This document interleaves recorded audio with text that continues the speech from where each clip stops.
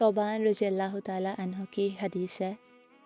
کہ اللہ کے نبی صلی اللہ علیہ وآلہ وسلم نے فرمایا،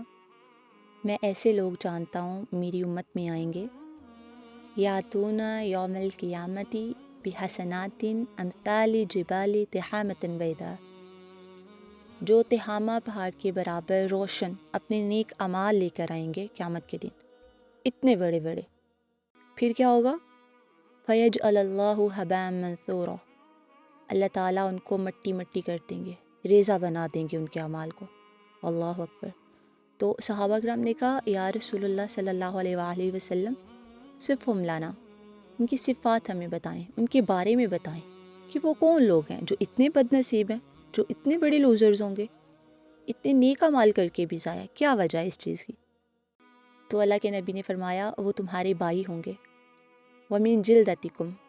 اور تمہاری اسکن کلر کے ہوں گے، وَيَأْخُذُونَ كَمَا تَأْخُذُونَ اللَّيْلَ، وہ رات کو اٹھتے ہوں گے جس طرح تم رات کو اٹھتے ہو، تہجد کی نماز بھی پڑھتے ہوں گے، مطلب ان میں ایک سینس ہوگی دین کی۔ لیکن کیا ہوگا کہ وَإِذَا خَلَوْا، جب وہ اکیلے ہوتے ہوں گے تو اللہ کی حدود کو پامال کرتے ہوں گے، جو کام اللہ کو پسند نہیں ہے وہ کرتے ہوں گے، جن کاموں سے اللہ نے روکا ہے، لوگوں کے سامنے تو نہیں کر رہے، لوگوں کا ڈر ہے بھئی، لوگوں کے سامنے نہیں کیا، لیکن اکیلے میں بیٹھ کے انہوں نے وہ کام کیا، یعنی کہ اللہ تعالیٰ کی کوئی پرواہ ہی نہیں ہے کہ اللہ تعالیٰ ہمیں دیکھ رہے ہیں، ہم جہاں پہ بھی ہیں، لوگوں کا ڈر ہے، لوگوں کے سامنے نہیں کرنا، لیکن تنہائی میں جو کچھ مرضی کرو،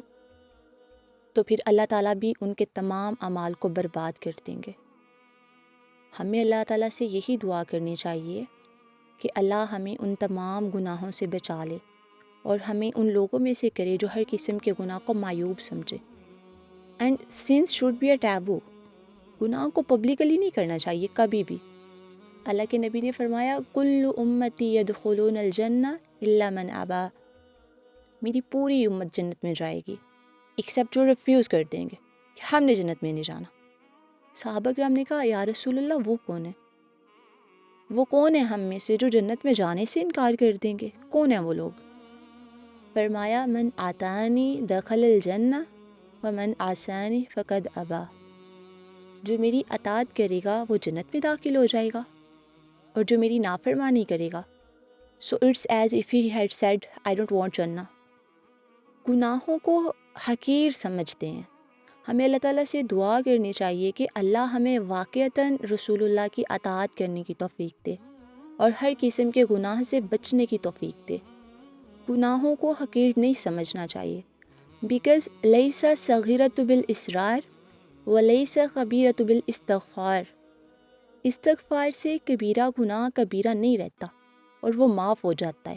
اللہ رب العزت معافی کو پسند کرتے ہیں، استغفار کو پسند کرتے ہیں، تو پھر ہمارا وہ کبیرہ گناہ بھی معاف ہو جاتا ہے، اور اصرار کرنے سے صغیرہ گناہ صغیرہ نہیں رہتا ہے، وہ کبیرہ بن جاتا ہے کہ آپ اس کو لائٹ لیتے ہو، یار اٹس اوکے، کوئی بات نہیں، تو پھر وہ صغیرہ نہیں رہتا ہے، کیونکہ پہاڑ جو ہے نا وہ کنکروں سے مل کر بنے ہیں، اور سمندر ایک ایک قطرے سے مل کے بنا ہے۔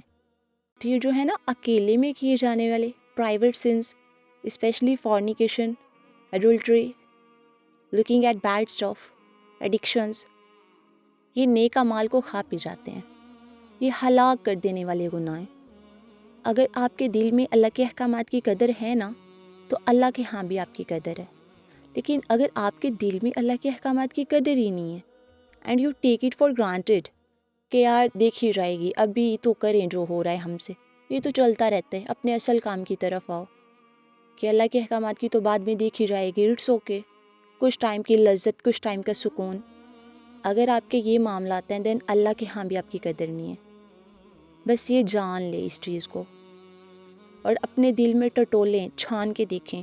کہ میرے دل میں اللہ کے احکامات کی کتنی قدر ہے، جن چیزوں سے اللہ نے منع کیا جو گناہ کا باعث ہیں، کیا میں ان چیزوں کو اوائڈ کر رہا ہوں یا نہیں کر رہا؟ تو پھر جواب بھی ہمیں مل جائے گا کہ ہم کتنے پکے ہیں، اور جو چیزیں ثواب کا باعث ہیں، جن کے کرنے کا اللہ نے حکم دیا ہے، ان پر ہم کتنا عمل کر رہے ہیں۔ اگر تو کر رہے ہیں، دیٹس مین کہ ہمارے دل میں اللہ کی عظمت، اس کے احکامات کی قدر ہے، اور اگر ہم نہیں کر رہے، اٹس مین کہ اللہ کے ہاں بھی پھر ہماری قدر نہیں ہے۔